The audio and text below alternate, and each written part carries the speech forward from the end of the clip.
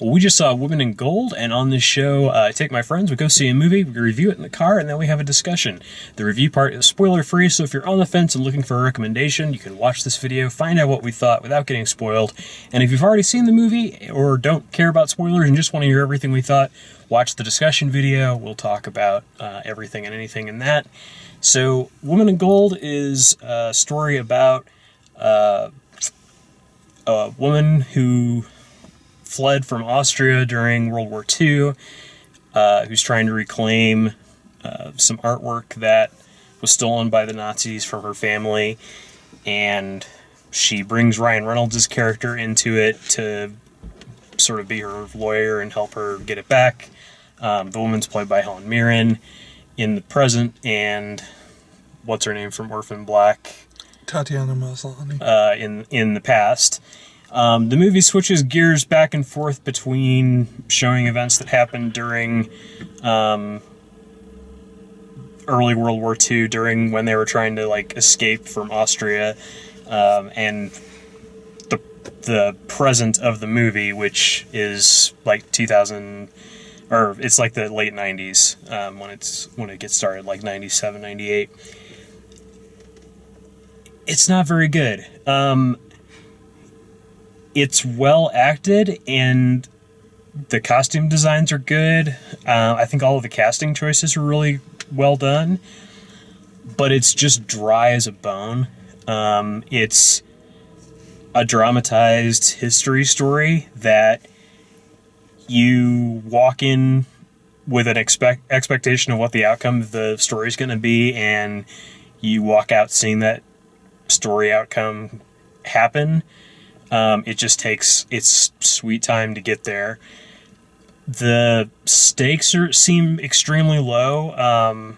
It's yes, we understand that it's this terrible thing that these paintings were taken from her, and it's justice that she's looking for and getting them back.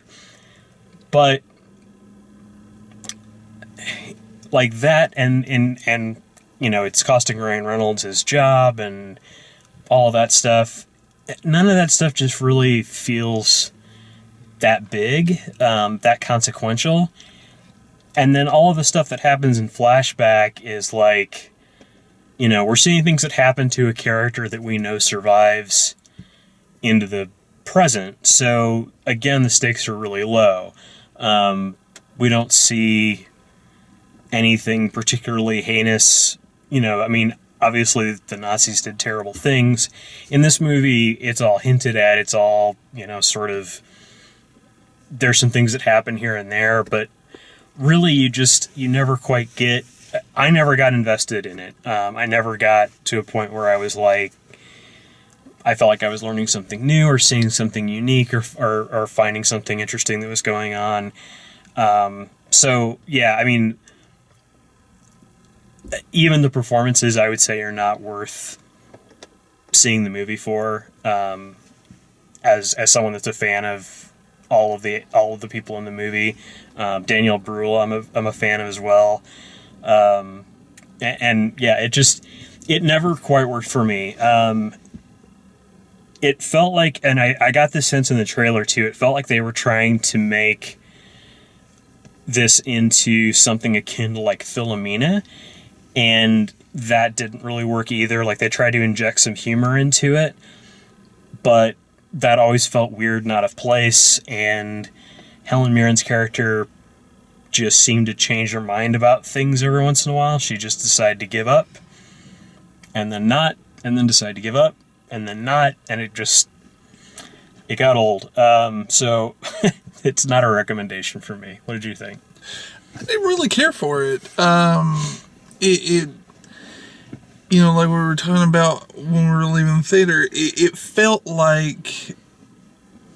It almost felt like the reenactments from Unsolved Mysteries. It just felt like, here's the cliff notes of important things that you need to see, because it was a really long case in actuality. Mm-hmm. And you see a little bit here and there. And they try to inject humor into it, which is weird seeing as a subject matter. The performances were good, but all in all, it was just a mess. It really was a mess.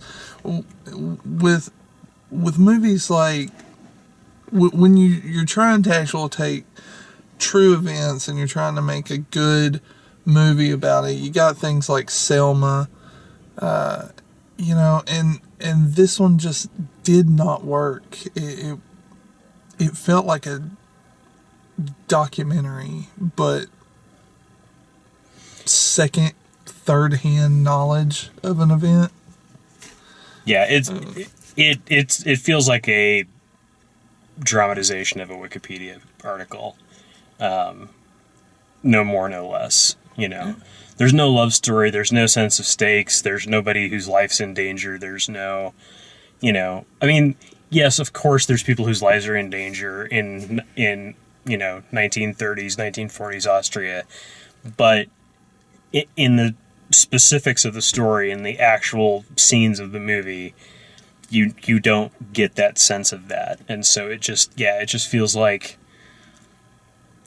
it feels like they tried to make a courtroom drama / dramatization movie, and they just couldn't quite pick a genre and stick to it and find something that worked. I half expected, like, whenever it changed scenes, to have the dun-dun noise. Yeah, because it really felt like TV. Yeah. So yeah, hopefully that's helpful to you if you're thinking about seeing this movie. I wouldn't. But if you like the way we do these reviews, please like the video, subscribe, share it with your friends. Check out all the written and video reviews at dalemaxfield.com, and thanks for watching.